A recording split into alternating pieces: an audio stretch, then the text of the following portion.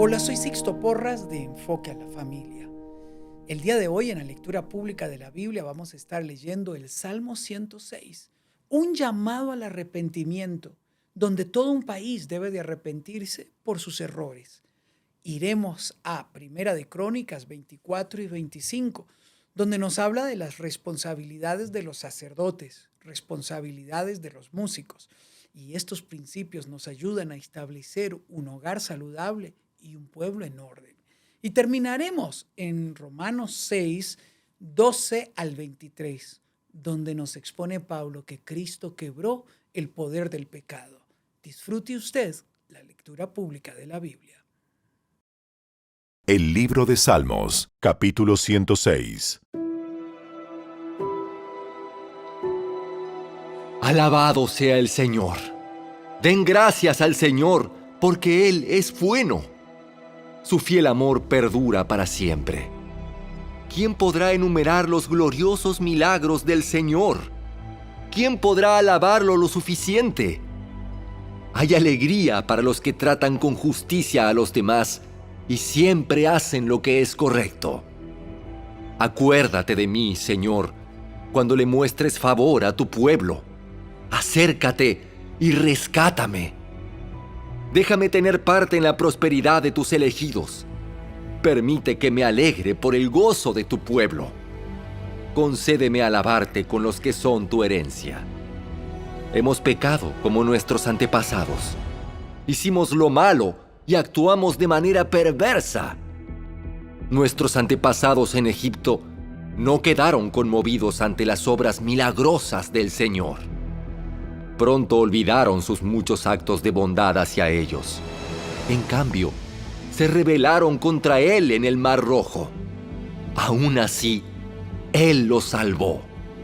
Para defender el honor de su nombre y para demostrar su gran poder.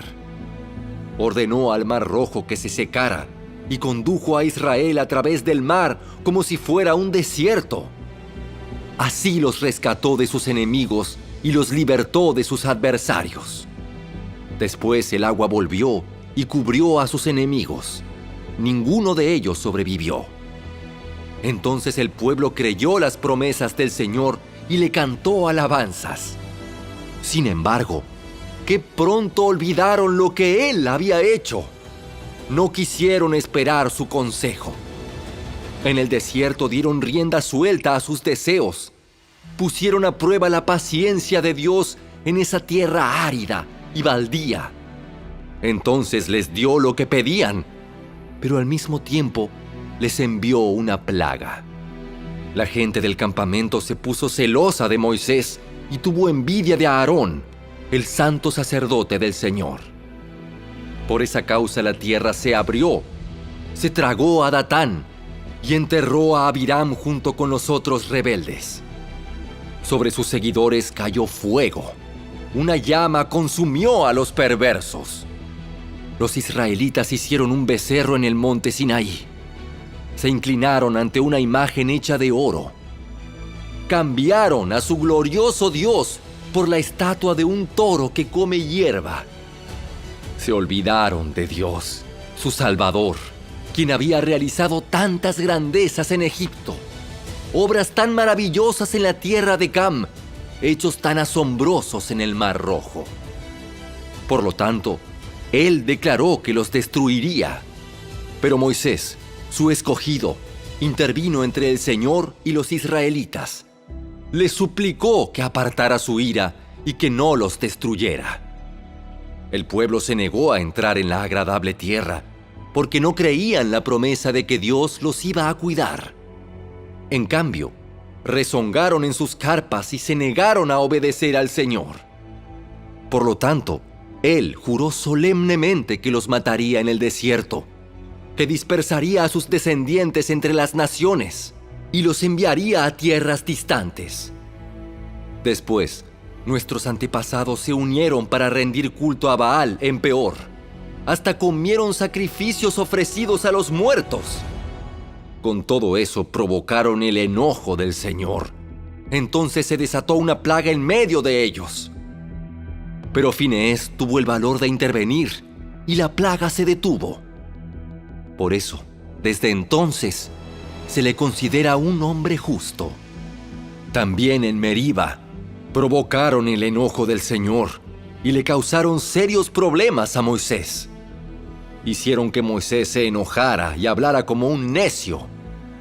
Israel no destruyó a las naciones que había en la tierra como el Señor le había ordenado. En cambio, los israelitas se mezclaron con los paganos y adoptaron sus malas costumbres. Rindieron culto a sus ídolos y eso resultó en su ruina. Hasta sacrificaron a sus propios hijos e hijas a los demonios.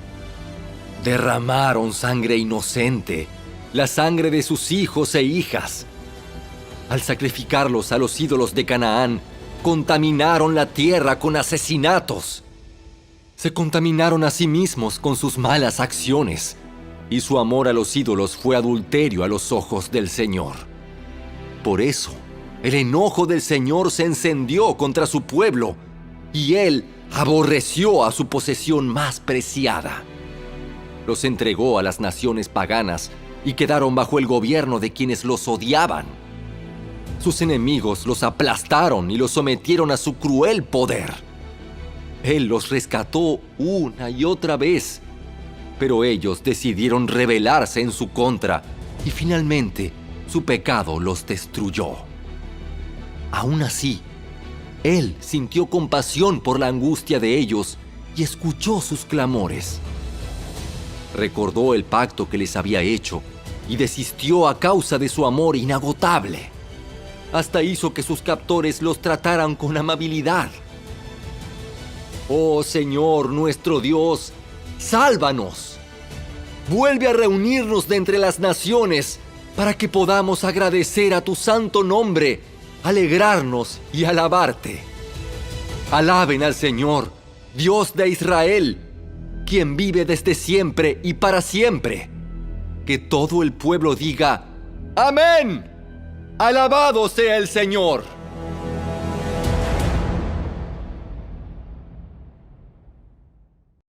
El primer libro de las Crónicas, capítulo 24. Los descendientes de Aarón, los sacerdotes, fueron organizados en grupos para el servicio. Los hijos de Aarón fueron Nadab, Abiú, Eleazar e Itamar.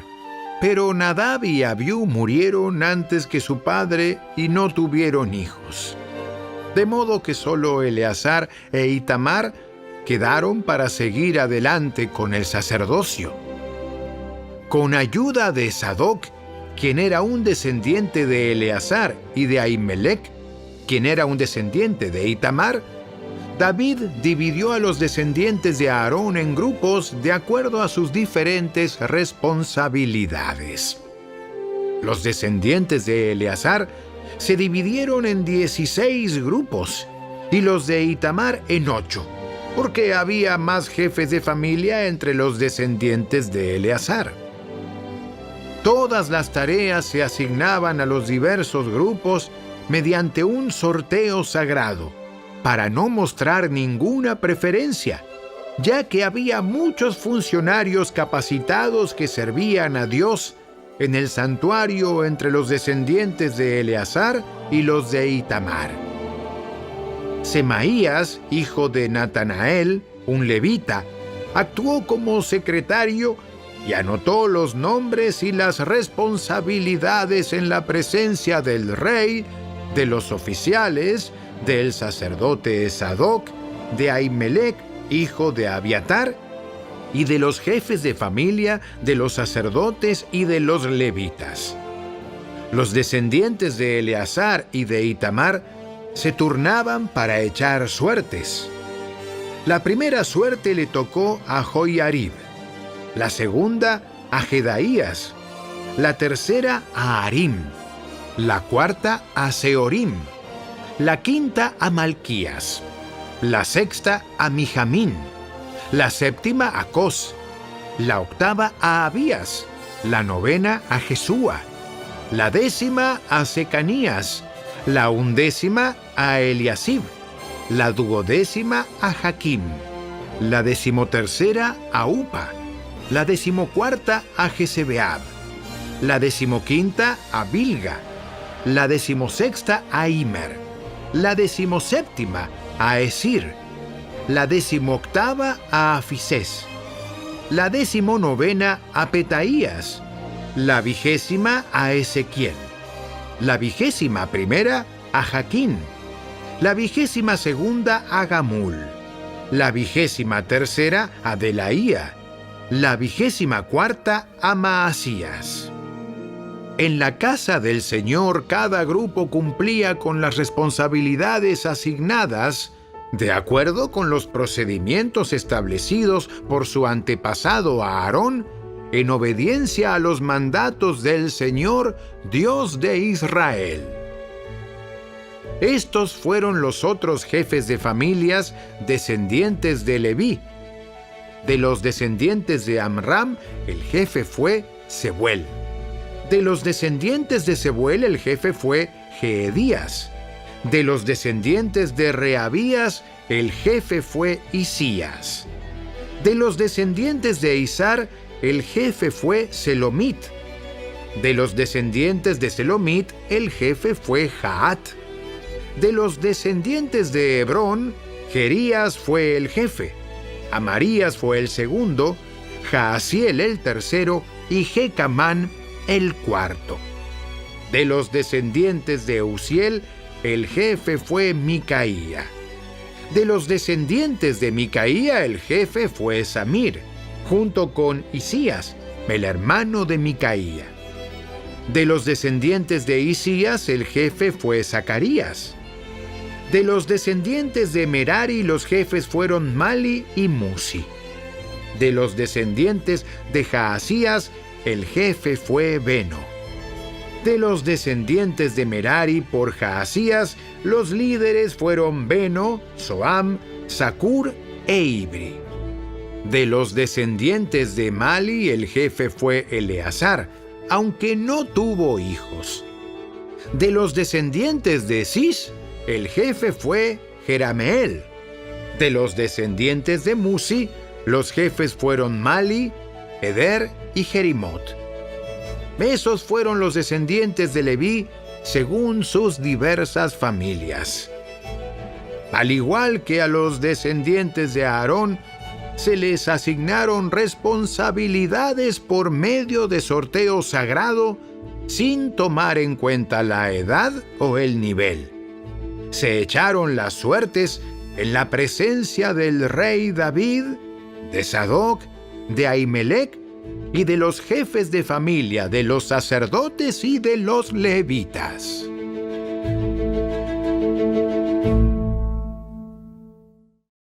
El primer libro de las Crónicas, capítulo 25.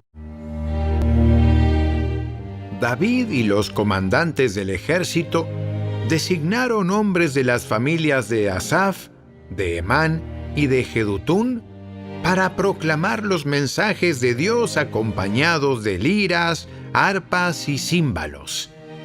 La siguiente es una lista de sus nombres y sus responsabilidades. De los hijos de Asaf estaban Zacur, José, Netanías y Azarela. Ellos trabajaban bajo la dirección de su padre Asaf, quien proclamaba los mensajes de Dios por orden del rey. De los hijos de Jedutún estaban Gedalías, Seri, Jesaías, Simei, Asabías y Matatías, 6 en total. Ellos trabajaban bajo la dirección de su padre, Jedutún, quien proclamaba los mensajes de Dios al son de la lira, dando gracias y alabando al Señor. De los hijos de Emán estaban Buquías, Matanías, Uziel, Subael, Jerimot, Ananías, Ananí, Eliata, Gidalti, Romantieser, Josbecasa, Maloti, Otir y Maasiot. Todos estos fueron hijos de Emán, el vidente del rey, pues Dios lo había honrado con 14 hijos y 3 hijas. Todos estos hombres estaban bajo la dirección de su padre mientras tocaban música en la casa del Señor. Entre sus responsabilidades estaba tocar címbalos, arpas y liras en la casa de Dios. Asaf, Jedutún y Hemán dependían directamente del rey. Todos ellos, junto con sus familias, estaban capacitados para tocar música delante del Señor, y todos, 288 en total, eran músicos por excelencia. Los músicos se designaban para los turnos de servicio mediante el sorteo sagrado, sin tomar en cuenta si eran jóvenes o ancianos, maestros o discípulos. La primera suerte le tocó a José, del clan de Asaf, y a 12 de sus hijos y parientes. La segunda, a Gedalías y a 12 de sus hijos y parientes. La tercera, a Zacur y a 12 de sus hijos y parientes. La cuarta, a Seri y a 12 de sus hijos y parientes. La quinta, a Netanías y a 12 de sus hijos y parientes. La sexta, a Buquías y a 12 de sus hijos y parientes. La séptima, a Azarela y a 12 de sus hijos y parientes. La octava, a Jesaías y a 12 de sus hijos y parientes. La novena, a Matanías y a 12 de sus hijos y parientes. La décima, a Simei y a 12 de sus hijos y parientes. La undécima, a Uziel y a 12 de sus hijos y parientes. La duodécima, a Asabías y a 12 de sus hijos y parientes. La decimotercera, a Subael y a 12 de sus hijos y parientes. La decimocuarta, a Matatías y a 12 de sus hijos y parientes. La decimoquinta, a Jerimot y a 12 de sus hijos y parientes. La decimosexta, a Ananías y a 12 de sus hijos y parientes. La decimoséptima, a Josbecasa y a 12 de sus hijos y parientes. La decimoctava, a Ananí y a 12 de sus hijos y parientes. La decimonovena, a Maloti y a 12 de sus hijos y parientes. La vigésima, a Eliata y a 12 de sus hijos y parientes. La vigésima primera, a Otir y a 12 de sus hijos y parientes. La vigésima segunda, a Gidalti y a 12 de sus hijos y parientes. La vigésima tercera, a Maasiot y a 12 de sus hijos y parientes. La vigésima cuarta, a Romanti-Eser y a 12 de sus hijos y parientes. La carta del apóstol Pablo a los Romanos, capítulo 6. No permitan que el pecado controle la manera en que viven. No caigan ante los deseos pecaminosos. No dejen que ninguna parte de su cuerpo se convierta en un instrumento del mal para servir al pecado. En cambio, entréguense completamente a Dios, porque antes estaban muertos, pero ahora tienen una vida nueva.